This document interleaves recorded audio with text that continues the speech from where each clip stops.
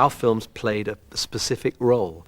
They were just a vehicle for having fun for ourselves, and by exuding that energy, other people would have enjoyment. And that was the whole reason for it.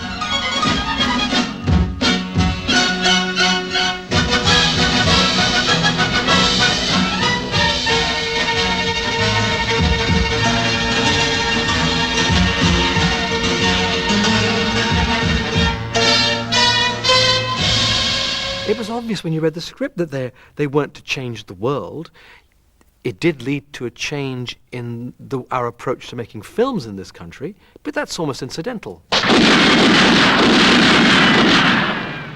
And it's quite nice that it happened that way, that I actually played a part in the way British movies might go, and, so that's wonderful for me, but it's not what I was trying to do. I just like being an entertainer. I've always liked being an entertainer. For it's a movie. We love a movie. Give us a movie every time.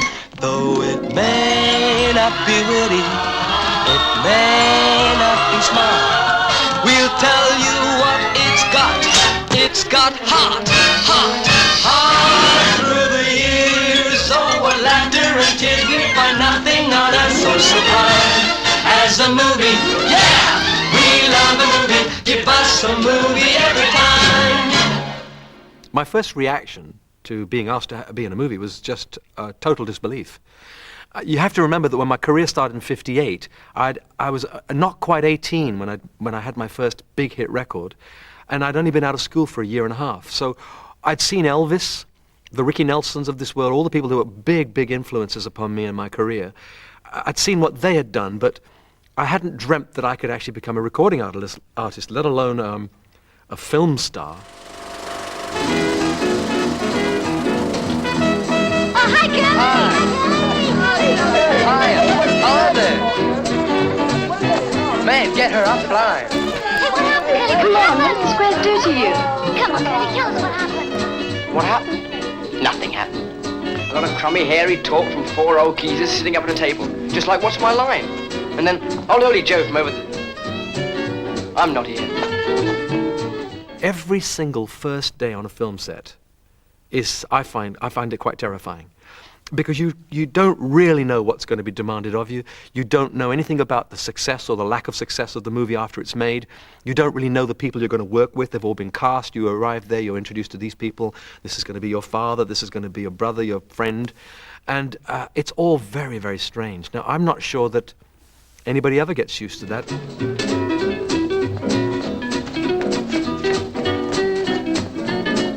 Larry's bike. I saw it outside. Yes, he lent it to me. Well, tell him I asked for him, will you?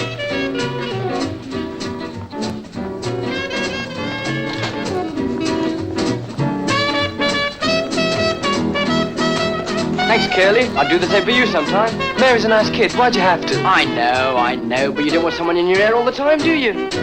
Being Curly was really strange for me, because not only did they give me this name Curly, if it had been an American film, I bet you that they've changed my name to match my looks, but no, they changed my hairstyle.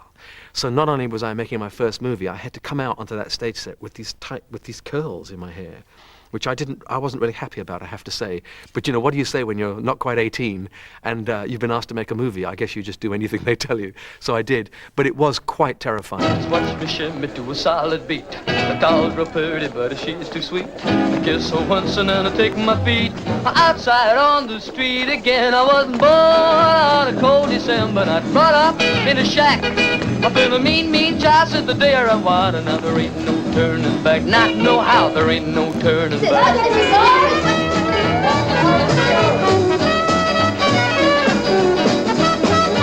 Keep your elbows in.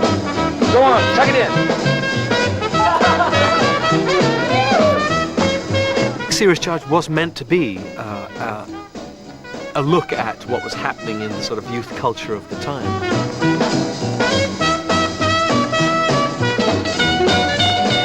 You had the Anthony Quayle character playing the vicar of the church, seeing this young curly-haired slob singing a song, and everybody dancing and bopping and throwing the girls between their feet, lifting them up, swinging them around, and there was this kind of violent look to it. or so the older generation thought. Me try to steer a but not know how to read the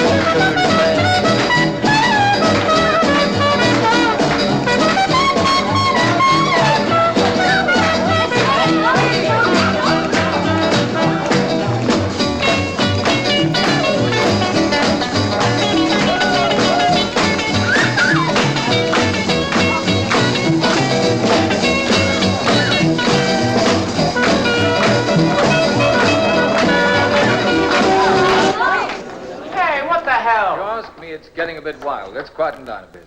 And Michelle, will you take that message for me right now, please? Yes, sir. What's the matter? A bit of action never did anybody any harm. And look, Vicar, if you're gonna rock, then you gotta rock. It's all right. I've nothing against rocking. Only take it easy, that's all. It was a fantastically musical time. And there was this kind of liberating effect amongst teenagers. We suddenly had our own art form. I mean, even at that time, I didn't know it was going to be an art form. It was just frolics, as far as I was concerned. How about you, Curly? No contribution to put on the table? I wasn't carrying anything. Straight I wasn't. Good. I'd hate to start something on your behalf and then not want to finish it. Good night, Vicar. They could have got a million actors, a million times better than me to play that part. But I think someone was being quite clever. They wanted a pop singer, an up-and-coming pop singer. So first of all, I wasn't very expensive, but I was up-and-coming. And of course, during the shooting of the film, my record went to number 2, and then subsequently, Living Doll the next year was number 1. Got myself a crying, talking, sleeping, walking, living doll. Got to do my best to please her just 'cause she's a living doll. Such a roving eye, and that is why she satisfies my soul. Got the one and only walking, talking, living doll. Take a look at her hair, it's real. You don't believe what I say, just feel. Gonna lock her up in a trunk, so no big hunk can steal her away from me. Got myself a crying. Larry, the vicar's outside. He wants to see you. Well, what's old Early Joe want? I don't know. Got to do Here, my take best it. to please her just 'cause she's a living doll. What's it all about? He didn't Such a say. roving eye, and that is why she satisfies my soul. It was not an out-and-out, brash, high-powered rock and roll song. It was still a pop rock song, but it was this quiet country song. And so we started thinking, well, look, if the public aren't interested in our rock and roll, you can't force it down their throats. And so with the aid of Norrie Paramor, he found me gentler songs, got me singing standards on albums, and it got me into a different type of singing, but I still sang them like a pop song. Got myself a crying, talking, sleeping, walking, living doll. Got to do my best to please her just 'cause she's a living doll. Such a roving eye, and that is why she satisfies my soul. Got the one and only walking, talking, living doll. Yeah. It was Terence Young, the director, I seem to remember, who said to me, "You're a natural." And I didn't know what that meant at first. I was heavily complimented.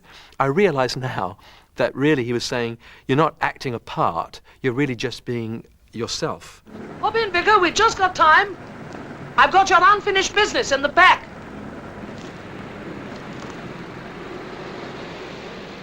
When watching that film for the first time, and even now looking back, I've seen clips of it shown now and then, there's one little scene where I'm driven away at the end in a car, and the probation officer, a rather large lady, sort of shuts the door and tells me to be a good boy. And there's just one look I give out of the window. And I thought, I can do it. You know, just that one look, the fact that I could stop being me for that moment and be someone else with someone else's feelings, I thought, I can do this.